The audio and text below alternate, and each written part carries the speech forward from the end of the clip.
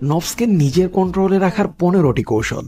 চলুন এর আগে জেনে নেওয়া যাক নফস কাকে বলে, এর কাজই বা কি। নফস দুই প্রকার, নফসে আম্মারা, নফসে লাউয়ামা। নফসে আম্মারা হলো যা আমাদেরকে অসৎ কাজ করার প্রতি উদ্বুদ্ধ করে থাকে, আর নফসে লাউয়ামা হলো যা আমাদেরকে ভালো কাজ করার জন্য উৎসাহিত করে। আর সাধারণত আমরা নফস বলতে নফসে আম্মারাকেই বুঝাই, যার কাছে আমরা বিজয়ের তুলনায় পরাজয় বরণে বেশি করে থাকি। তাই আপনাদের আজ এমন কিছু টিপ শিখিয়ে দিব যেগুলো ফলো করার মাধ্যমে খুব সহজেই আপনারা নফসের উপর বিজয় লাভ করতে পারবেন। 1 নাম্বার, ফজরের পরে না ঘুমানোর অভ্যাস করুন। প্রয়োজনে কাইলুলা তথা দুপুরে সামান্য ঘুমিয়ে নিন।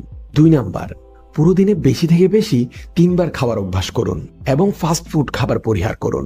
3 নাম্বার, প্রতিবেলা খাবার খাওয়ার সময় যতটুকু খাবার যথেষ্ট মনে হয় এর চেয়ে একটু কম খাবেন।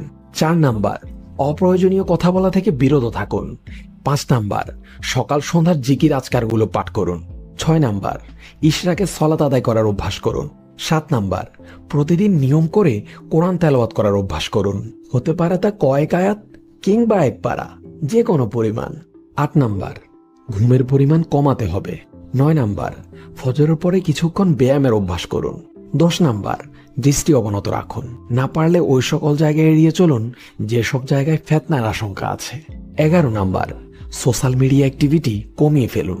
12 নাম্বার, প্রতিদিন কোরআনের একটি নির্দিষ্ট অংশ মুখস্থ করার টার্গেট নিন। 13 নাম্বার, বিশেষ করে রাতের বেলা ভরপেটে খাবার খাওয়া পরিহার করুন।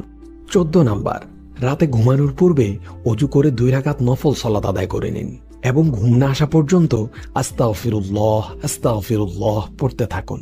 15 নাম্বার ও সর্বশেষ ট্রিকটি হলো নিয়মিত তাহাজ্জুদের সালাত আদায় করার অভ্যাস করুন।